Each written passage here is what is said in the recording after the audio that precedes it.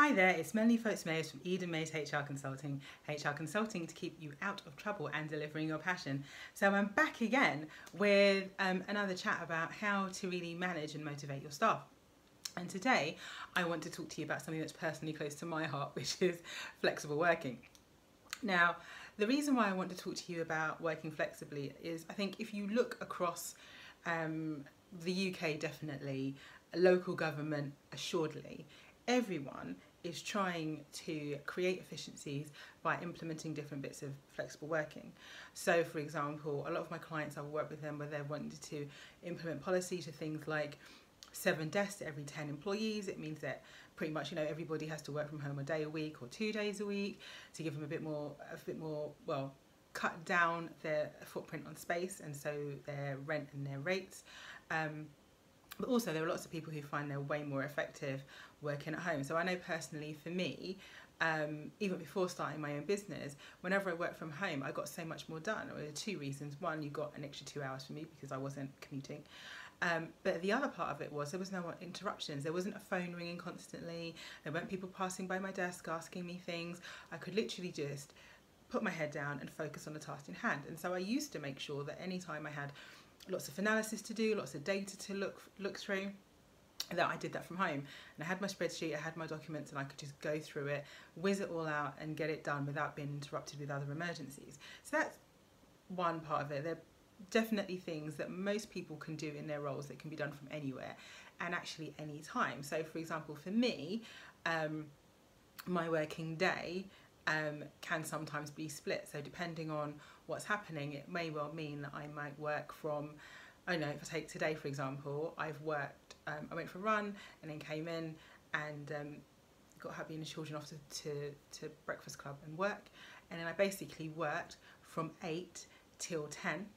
And then I need to go out to client meetings, so I'll go out and I'll do the client meetings, and then the client meetings are in central London, so I will probably find a nice hotel lobby to do some work from, and then I'll come back, I'll collect my girls from after school club, and I will come home, and then once we've all dinner, supper, bed and bath, I'll continue to work. Now, I was also able to do that for a certain amount of time when I was working corporately because I worked on projects. So there were project deadlines, and so long as I adhered to the project deadlines, I could make my own hours. We had client meetings and things, we had competitive dialogue, and obviously I had to be prepared and ready for those.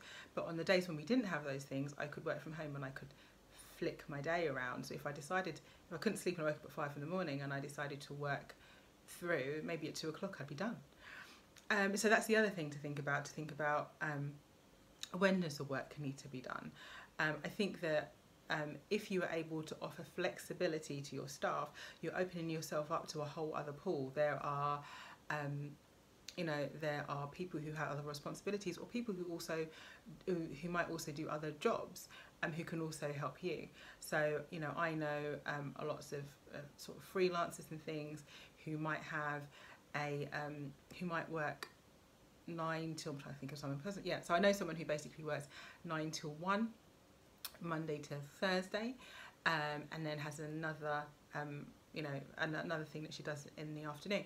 So the point is that you can also have that flexibility. I think often as small business holders, when you contemplate bringing on staff, you think that they have to be full-time, you have to have office space for them, and they have to be with you. And actually none of those things are required. As long as you have the right framework in mind, you can, number one, you can hire someone and they don't need to be working from, and they can be working from their own home.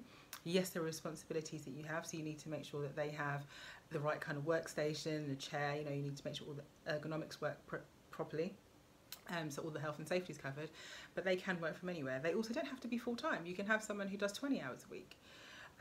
So you don't have to, when you're not, I don't know, signing your life away is the wrong word, but the point is that you don't have to commit to more than you can commit to. So it may well be that you want someone with some specialist, I don't know, marketing experience or something, but actually you don't need them full-time and you can't afford a full-time. But actually, if you had someone who was experienced, for the cost of what you paid to have them 2 days a week, they could get the work done that you need. So you also sometimes have, that flexibility can work really well for you. I know that it works really well for me. because you need to find that balance. And as you build your business, you will probably start off with part-time staff and then extend to having full-time staff, unless you start off with a bricks and mortar establishment, and then you will know, okay, fine, I can only be in the shop or the office at this point in time, so I need someone to answer the phones, etc., etc. But even that, you can have a phone system where someone can answer the phone from wherever. I know a set of engineers who have they do have an office because they've got lots of equipment, but actually they both have desk phones at home, and they can get through everything from home. So if they're working from home, they can, if they need to be at home for a particular reason, to take a delivery, or there's a sick child, they can still take all their calls, they can still do that, and then they can coordinate their engineers who may or may not need to get into their office to get equipment, but they don't actually physically have to be there. So there are possibilities, there are different ways of doing things. So I just want you to kind of think about that flexibility. So think about where they work. So do they need to work with you? Can they work from home? Can they work from home 2 days a week and be in your office 2-3 days a week if that's what you need? You do need to make sure you've got the right frameworks to make sure they know what their objectives are and that you know what they're doing and you can keep track.